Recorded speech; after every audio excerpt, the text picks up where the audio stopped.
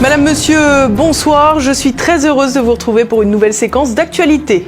Nous commencerons avec la une sur la réélection sans surprise de Vladimir Poutine. Elle a déclenché l'hystérie en Occident. Nous évoquerons ensuite les violences à La Courneuve après la mort d'un jeune homme qui tentait d'échapper à une voiture de police. Et puis pour terminer, nous reviendrons sur les prouesses de Bruno Le Maire. Alors que le terrain économique est un naufrage, le ministre proposera bientôt un nouveau livre qui parlera cette fois non pas de ses déboires sexuels, mais de politique.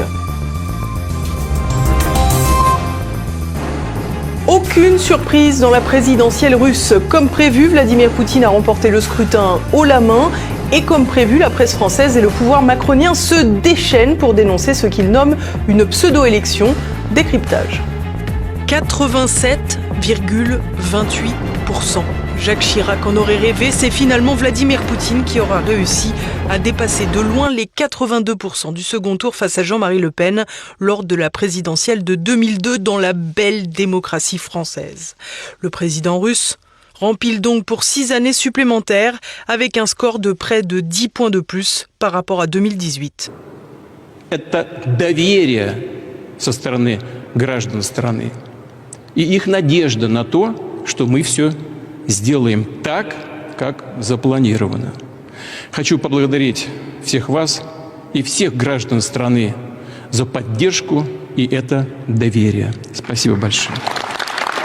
Mais à peine la réélection du diable entérinée, le petit camp du bien s'est mis en ordre de bataille. En France, au vu de la prime à l'antipoutinisme dans les médias du système, l'échiquier politique s'est presque intégralement offusqué de cette victoire jugée déloyale. En cause notamment la présence policière importante en Russie pendant l'élection.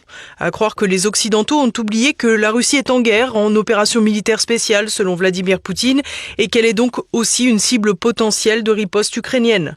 À plus forte raison que des opérations pro-Kiev étaient en cours depuis plusieurs jours sur la ville de Belgorod, à la frontière nord avec l'Ukraine. Moscou se devait donc d'assurer la sécurité des citoyens qui se rendaient aux urnes, sans quoi l'Occident n'aurait pas manqué d'instrumentaliser un drame. Autre critique récurrente de l'élection, l'opposition russe muselée. En effet, selon les Occidentaux, les candidats capables de détrôner Vladimir Poutine ont été empêchés. Parmi ces derniers, évidemment, Alexeï Navalny, mort en détention en Sibérie il y a quelques semaines.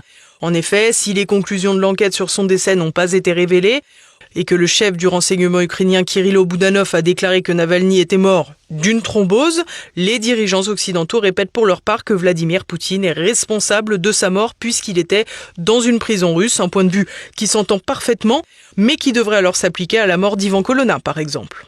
Des militants opposés à Vladimir Poutine ont voulu fleurir la tombe de Navalny en symbole de leur rejet, ce qu'ils ont visiblement pu faire plus facilement que lorsque les agriculteurs français ont voulu décorer la tombe du soldat inconnu à l'Arc de Triomphe.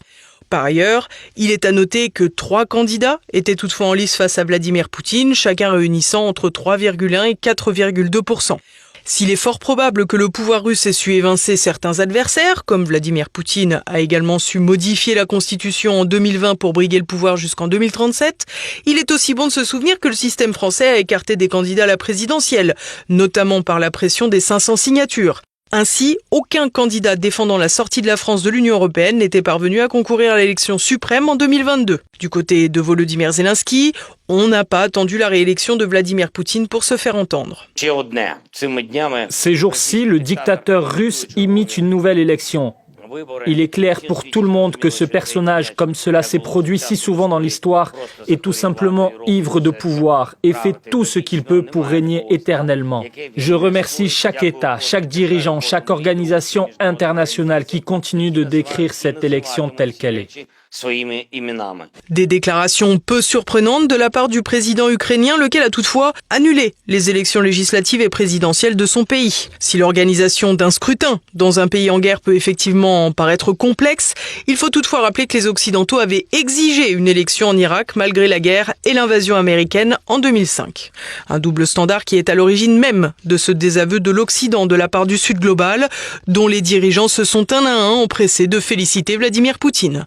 Ainsi, Ainsi, le Chinois Xi Jinping, l'Indien Narendra Modi, l'Iranien Ebrahim Raisi ont salué la victoire de leurs partenaires des BRICS. À noter qu'à eux seuls, ces dirigeants représentent près de 3 milliards de terriens quand Europe et États-Unis arrivent péniblement à 1 milliard d'hommes.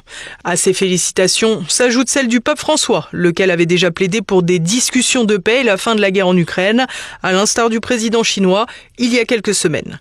Vladimir Poutine a d'ailleurs eu l'occasion de revenir sur les possibilités de résoudre le conflit pacifiquement, contrairement aux déclarations d'Emmanuel Macron. Но очень бы хотелось, чтобы Франция играла не вот такую роль, которая ведет к усугублению конфликта, к его обострению, не провоцировала бы эту ситуацию. А наоборот, речь идет и о возможных способах мирного урегулирования. В этом смысле, мне кажется, Франция могла бы сыграть свою роль. Не все еще потеряно. Selon Vladimir Poutine, donc, la France pourrait encore jouer un rôle pour la paix. La France, peut-être. Mais Emmanuel Macron, c'est peu probable. En effet, quelques jours après avoir évoqué la possibilité d'envoyer des troupes au sol sur le territoire ukrainien, le président français a réaffirmé que l'hypothèse était tout à fait envisageable. Des déclarations qui ne font qu'alimenter l'escalade du conflit en Ukraine et la potentielle co-belligérance de la France. Un conflit en Ukraine qui, sans surprise, aura permis à Vladimir Poutine de mobiliser ses citoyens plus que de coutume pour la simple et bonne raison que les guerres ont un pouvoir fédérateur connu de tous, sinon Emmanuel Macron, flanqué d'un bilan catastrophique sur tous les plans, ne tenterait pas de s'habiller en chef de guerre depuis 3 semaines en perspective des élections européennes.